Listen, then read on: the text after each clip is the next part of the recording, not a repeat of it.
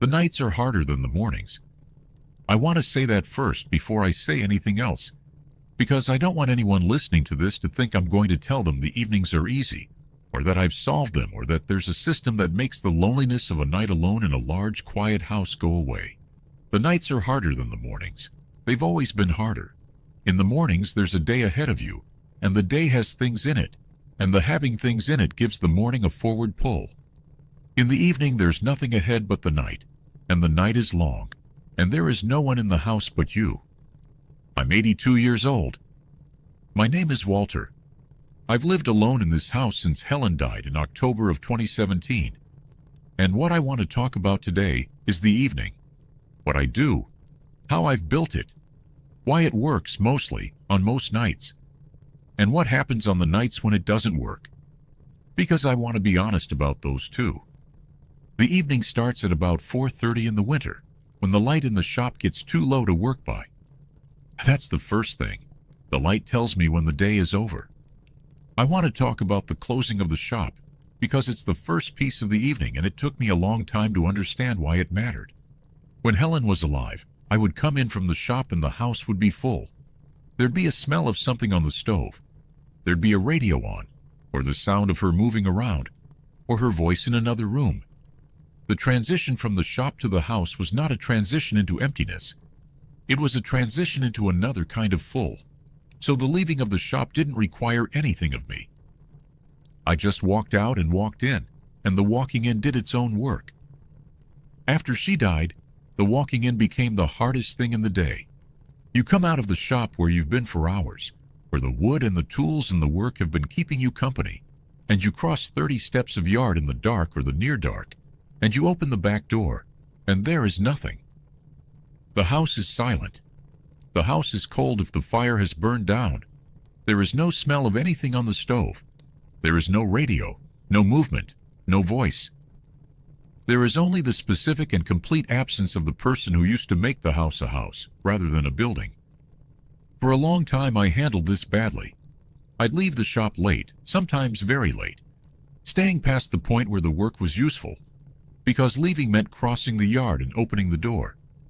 I'd stand in the shop with the lights on, doing nothing much, just delaying.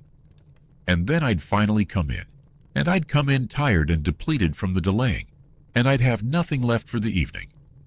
What I do now is different. What I do now is close the shop properly. By that I mean, I put the tools away, every one of them in its place. The plane goes back on the shelf. The chisels go back in the roll. The bench gets swept. The offcuts get put in the bin. Whatever I've been working on gets covered or set upright or clamped, whatever it needs. The stove gets damped down. The lights get turned off in a particular order. The bench light first, then the overhead, then the light by the door. It takes about 15 minutes. It is entirely unnecessary in any practical sense. I could leave the tools out. The shop is mine. Nobody's coming in behind me. But it isn't unnecessary in the sense that matters, which is that the closing of the shop marks the end of the day's work. It says, this is finished for today.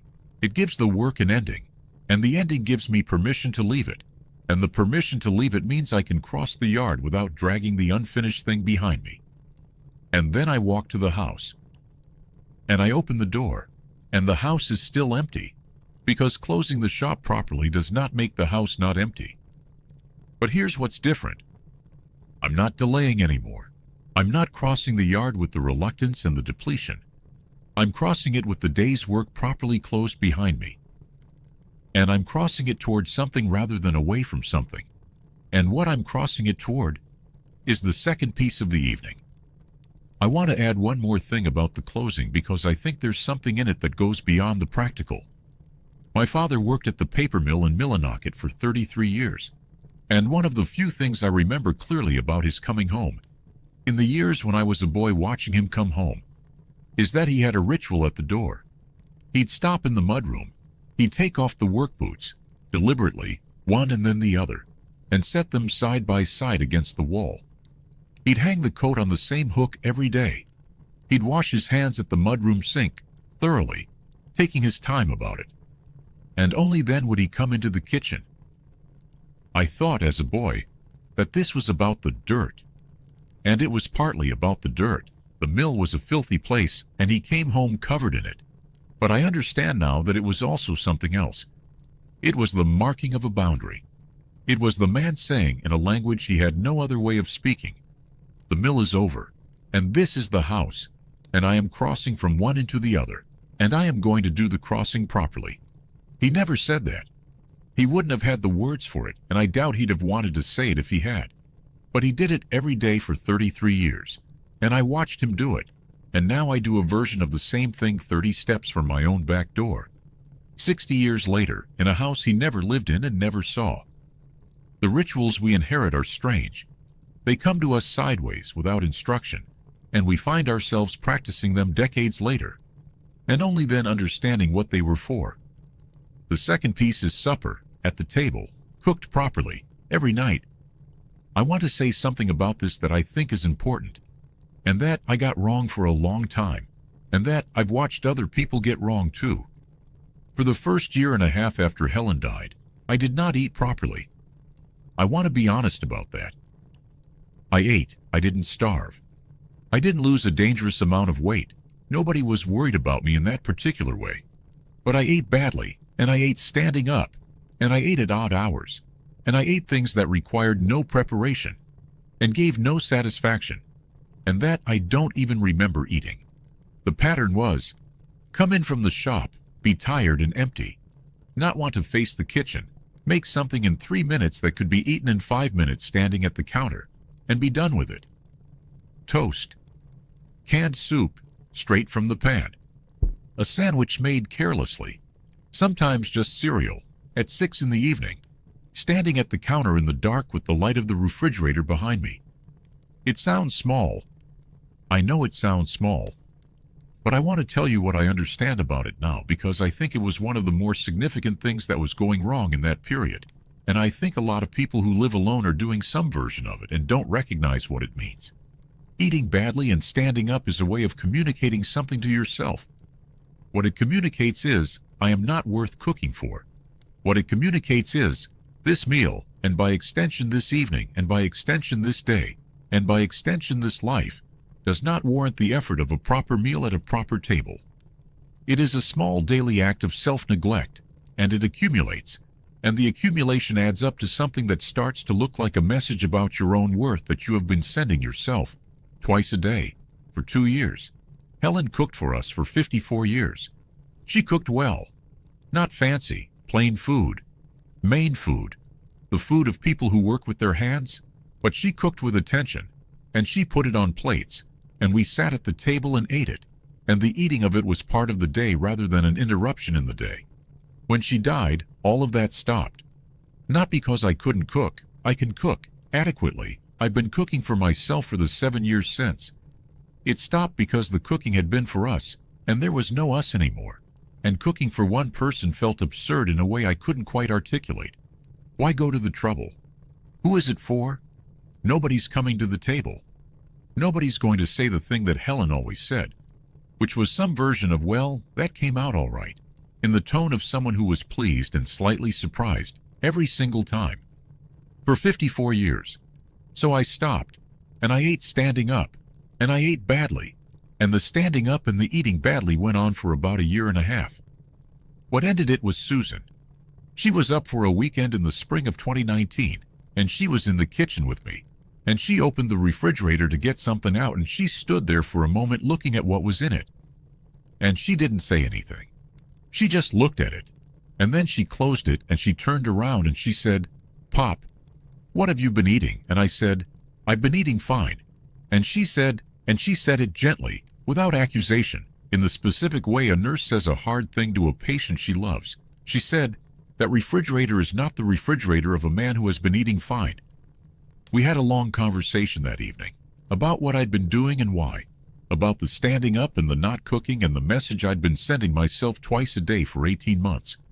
And she said one thing that I've thought about ever since, which was, "Pop, you'd have cooked for Mom. Cook for you. Cook for you." I started cooking again after that. Not immediately, not all at once. The habit was deep and the reasons for it were emotional and not easily argued with. But I started. And what I do now every night is this. I cook something, a real thing. That requires actual preparation, not elaborate. I'm not a chef and I'm not interested in becoming one. But a real supper, a piece of fish or chicken or a stew if I've made one on the weekend, with potatoes or rice, and a vegetable, and a piece of bread. The kind of food Helen would have made. The kind of food I actually want to eat rather than the kind of food that is fastest to get into me. And I put it on a plate, and I set the table, one place, but properly set, with a fork and a knife and a napkin. And I sit down at the table, in my chair, and I eat it, and I take my time. That's the last part, and it's important. I don't rush. I sit at the table for 30 or 40 minutes, eating slowly, the way Helen and I used to eat, because we always ate slowly, and talked while we ate, and neither of us was ever in a hurry to get up from the table. Sometimes I have the radio on. Sometimes I don't. Sometimes I read something at the table, which Helen would have disapproved of, but which she isn't here to disapprove of, and which I've decided is allowed. But mostly I just eat and look out the window at the dark and let the day come down slowly. Susan asks me now on the Thursday calls what I've been eating, and I tell her, honestly, what I actually cooked, and she is pleased in a way she doesn't quite hide. And I understand that what she was really asking about, in that kitchen in the spring of 2019, was not nutrition. She was asking whether I still thought I was worth the trouble. And now the answer, most nights, is yes. There's one more thing about the supper that I want to say, and it's about the setting of the table. I set one place, not two. I want to be clear about that, because I know there are people who set the second place, who keep the chair pulled out, who maintain the physical presence of the person who is gone. I don't judge that. I understand the impulse completely, but it isn't what I do, and I want to explain why. I set one place because one person lives here now. That's the truth of the situation, and I've decided to live inside the truth of it, rather than around the edges of it. Setting two places would be a small daily performance of a fiction, and the fiction would require maintenance, and the maintenance would keep me in a relationship with the way things used to be, rather than the way they are. But I set the one place properly. That's the important part. Fork, knife, napkin, glass. A plate rather than eating out of the pan. Not because anyone's watching. Nobody's watching. Nobody's ever watching. But because the man who is going to sit down and eat this supper is a man who deserves a properly set table. And I have decided to be the kind of man who provides that for himself. Helen would have understood this. She was a great believer in doing things properly for their own sake, without an audience. She made the bed every morning of her life, even though nobody but the two of us would ever see it. She'd have understood a man setting one place with care in an empty kitchen. She'd have thought it was exactly right. The third piece of the evening is the fire, and the hour with it, and the absence of the television. I don't own a television. I want to be clear that this is not a moral position, and I'm not going to tell anyone that they shouldn't have one. Helen and I had one for decades. We watched things on it. It was fine. When she died, I didn't get rid of it deliberately. It broke sometime in the second year, and I didn't replace it. And by the time I got around to thinking about whether to replace it, I'd realized that I didn't want to. Here's why. In the first months after Helen died, I discovered something about the television that troubled me. It was very good at filling the silence. Very good. You turn it on, and the silence goes away, and the house has sound in it, and there is a voice speaking, and it feels, in the shallowest possible way, like there is something happening in the room. And I found that I was using it for exactly that. Not to watch anything. I couldn't have told you what was on it most of those evenings. I was using it to not be in the silence. I'd turn it on when I came in from the shop, and it would stay on until I went to bed. And I would sit in this chair with it going, and I would not be watching it, and I would not be doing anything else either. I would just be sitting in a room with a television on, in a house where my wife had died, for 4 or 5 hours a night. That is not an evening, that is the avoidance of an evening, and I did it for months. What I do now instead is, I light the fire, and I sit with it, and I let the silence be there. The fire is real work. It requires attention. You have to build it properly, kindling first, then the small pieces, then the larger ones, and you have to watch it and adjust it and add to it as it burns. It takes about 10 minutes to get going, and then it requires periodic attention for the next several hours. It is a living thing in the room, and it makes sound, and it makes light, and it makes heat. And the heat is not the same as the heat from the furnace because you made it and you're tending it and it's yours. And I sit with it, usually with a book, sometimes with nothing, and the silence is there, and I let it be there. Here is what I've learned about the silence in 7 years of sitting in it. The silence is not the enemy. The silence is the thing that lets everything else be heard. When the television was on, I couldn't hear anything, not the fire, not the house, not the wind, not my own interior. The noise filled everything. When the noise stopped, the other things came back. The specific creak of this house settling in the cold. The wind in the cedars, which has a particular sound in November that it doesn't have in July. The fire, which is one of the most companionable sounds there is. And underneath all of it, the sound of my own thinking, which I had been avoiding and which turned out to be more bearable than the avoiding of it. I read in the evenings now, real reading, history mostly and biography, and a certain amount of the geology and natural history that Lily got me into. I read for an hour or two, and then I put the book down, and I look at the fire and I think. And the thinking is not always comfortable. Some evenings the thinking goes to Helen, and the going to Helen is hard. Some evenings it goes to my father, or to David's graduation in 1989, or to the years I spent working too much when I should have been at the supper table. The thinking goes where it goes, but the thinking, unavoided, does something that the avoided thinking does not do, which is, it resolves, it moves, it gets somewhere. When I sit with a hard thought in front of the fire for an hour, the hard thought changes by the end of the hour. It gets metabolized, in some way I don't fully understand.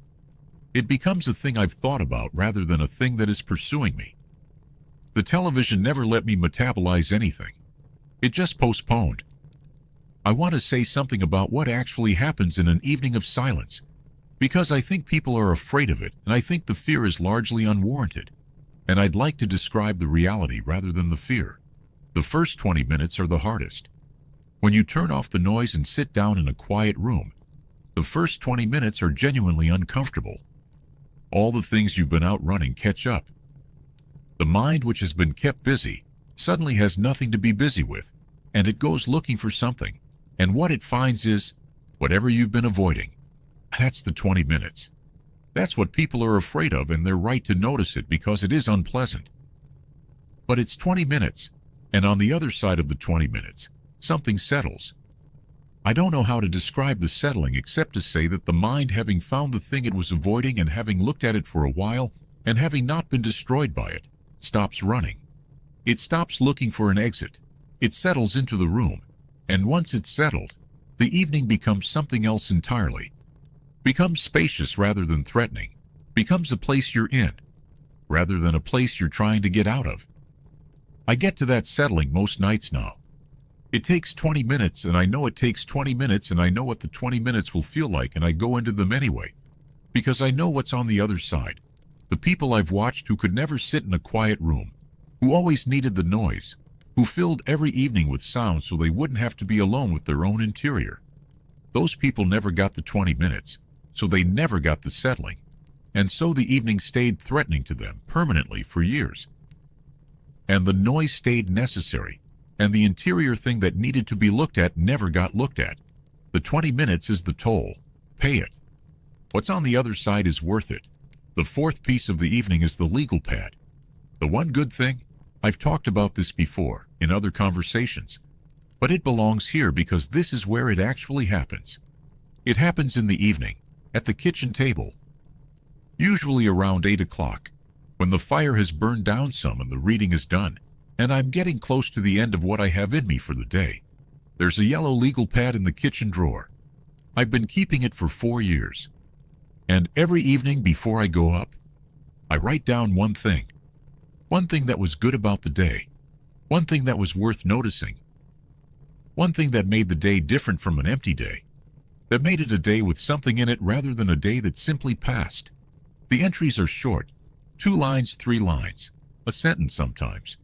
They're not literature and they're not meant to be. They're a record. Some of them are about the work. The way a piece of butternut came out under the plane.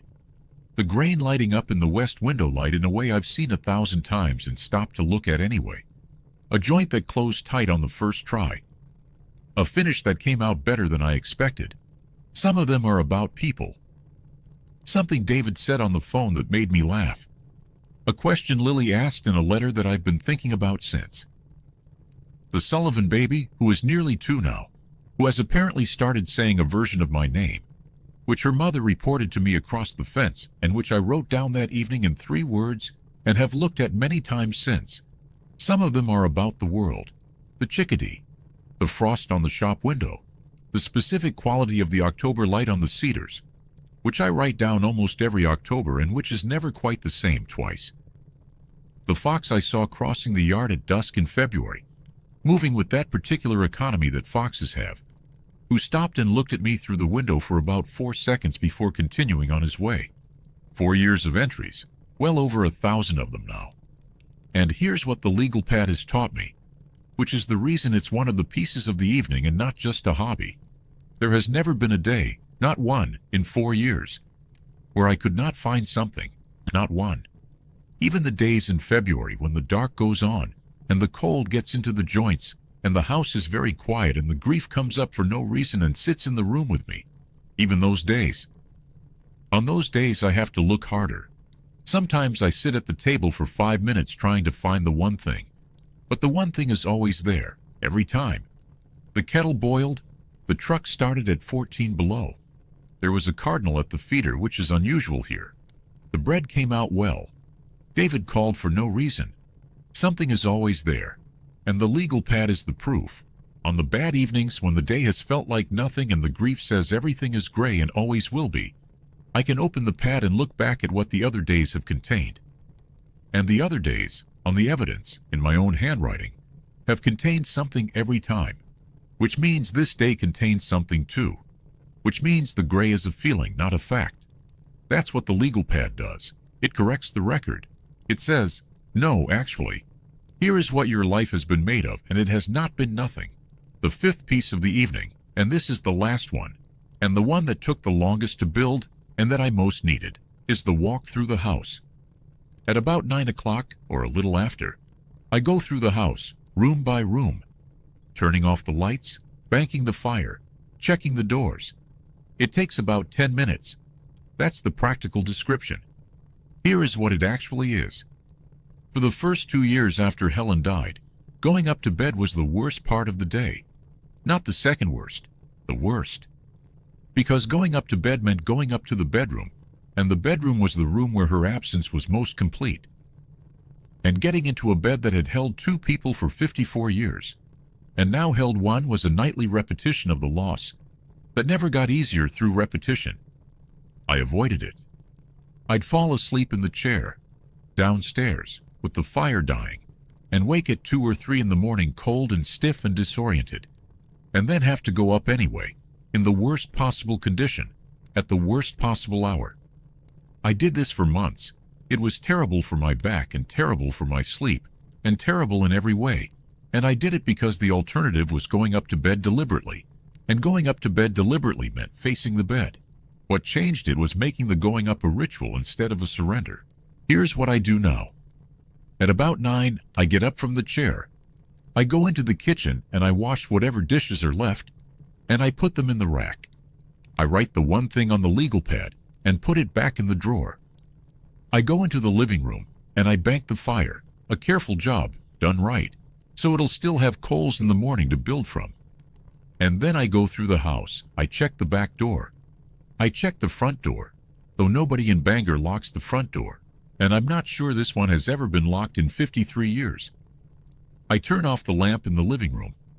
I go into the room that was Susan's, and I look in, and I turn off the light if it's on, which it usually isn't, but I look anyway.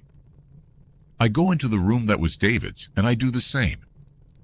And then I go into the bedroom, and I turn on the lamp on my side, and I look at the room, Helen's side of the bed, which I keep made. The cedar chest at the foot of it, which was her grandmother's. The window that looks out at the backfield and the woods beyond it. The photograph on the dresser. The two of us outside the church in Bangor on the 14th of June, 1963, squinting in the sun. And I say something to her. Every night. Some version of, "Good night, Helen." That's what most of them are. Some nights I say more. Some nights I tell her what the day contained, which is usually the same thing I wrote on the legal pad, and I tell her the way I'd have told her at the end of any of the 18,000 or so days that we were married and laid down in that bed together. And then I get into bed, on my side, and I lie there in the dark, in the house I built, in the room where my wife died, and I do not feel, most nights, that the night is empty.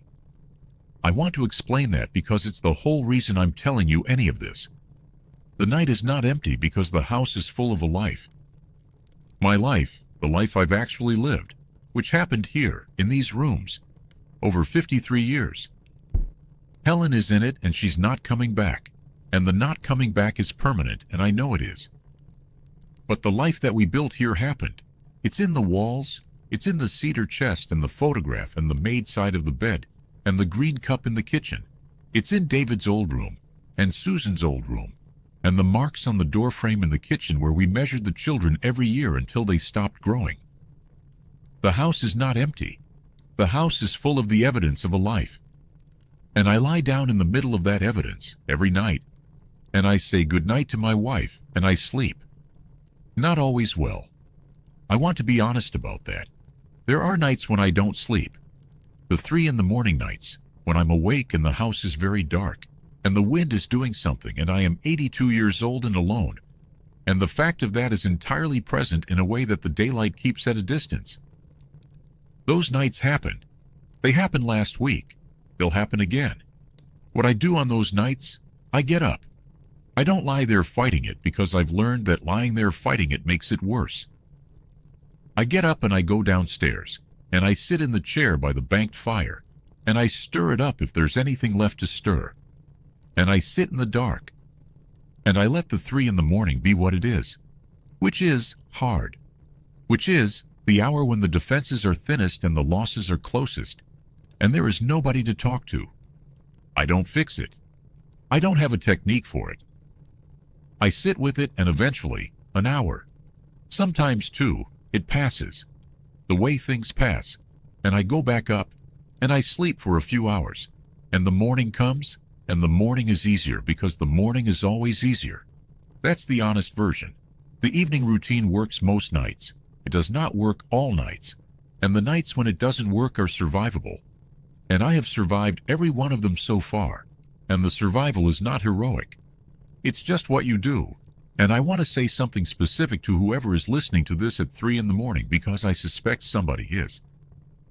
I suspect somebody has found this in the dark hours because the dark hours are when people go looking for a voice.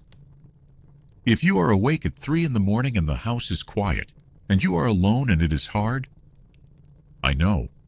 I am not going to tell you it isn't hard. And I'm not going to tell you it will pass quickly, because sometimes it doesn't. What I will tell you is this: 3 in the morning lies. It is the hour when the interior weather is at its worst and the perspective is at its narrowest, and everything that is difficult in a life presents itself as permanent, and everything that is good presents itself as insufficient. Whatever you are concluding about your life at 3 in the morning is very probably not accurate. It is the conclusion of a mind operating at its lowest ebb, in the dark, without ballast. Do not make decisions at 3 in the morning. Do not conclude things. Do not decide what your life amounts to. Get up if you can't sleep. Sit somewhere. Put a light on. Wait for it to pass. Because it does pass, not always quickly, but it passes. And in the morning when the light comes up, look at the same thing again. It will look different. It always looks different. Not because anything has changed, but because the instrument you're using to look at it is working again. 3 in the morning is not the truth. It's just 3 in the morning. The fire's burned down to good coals now, which is what I want at this hour. The house is quiet in the specific way it gets quiet after 9. Outside, the November dark is complete. No moon tonight. and the cedars are just shapes against a sky that's slightly less black than the trees are. I want to say one last thing, and then I'll go up. The evening routine that I've described, the closing of the shop, the proper supper at the table, the fire and the silence and the reading, the one good thing on the yellow pad, and the walk through the house that ends with saying goodnight to Helen. That routine is not about filling the time. I want to be very clear about that. It's not about staying busy so I don't have to notice that I'm alone. It's the opposite. It's about being present to the evening rather than escaping it. The television was escape. The eating standing up was escape. The falling asleep in the chair to avoid going up to bed was escape. All of that was me trying to get through the evening without being in it. What I do now is be in it. Deliberately. With attention. With the silence allowed to be there. And the grief allowed to be there. And the fire and the book and the plate at the table. And the good night to my wife. And what I've found, and this is the thing I most want to say, is that an evening you're actually present for is not empty. Even when you're alone in it, it's full. It's full of the fire and the house and the food and the thinking and the day that just happened and the record of it in your own handwriting on a yellow pad in a kitchen drawer. The emptiness was never in the evening. The emptiness was in my absence from it. I'm here now, most nights, in the chair, by the fire, with the coals settling and the wind in the cedars, and the whole of my long, strange, lucky life in the walls around me. That's not empty. That's as full as anything gets. And if you're alone in your evenings, if you're a widow or a widower, if the children have gone, if the house has gotten quiet in a way it never was before, I want you to hear the actual thing I'm saying, underneath all the specifics about fires and legal pads and properly set tables. The specifics don't matter. Your fire might be a lamp. Your shop might be a garden or a sewing room or a workbench in a garage. Your legal pad might be a notebook or a phone or nothing at all. What matters is the decision underneath all of them, which is the decision to be present for your own evening instead of hiding from it. That's the whole thing. That's all I've figured out in 7 years. The evening is coming whether you're present for it or not. You can spend it escaping, with the television on, and the food eaten standing up and the falling asleep in the chair to avoid the bed. Or you can spend it being in it, and the being in it is harder for the first 20 minutes and better for the rest of your life. I chose the being in it, late and imperfectly, and after a couple of years of getting it wrong. But I chose it, and the nights since I chose it have not been empty. If anything I said tonight reached you, you can subscribe to walk with me a while longer. I read every comment. Tell me about your evenings. Tell me what the nights are like where you are, and what you've found that helps. I'd like to know. Take care of yourself. Cook the supper, sit with the fire, write the one thing down, and say goodnight to whoever you need to say goodnight to. The fire's banked. The coals will hold till morning. I'll see you next time.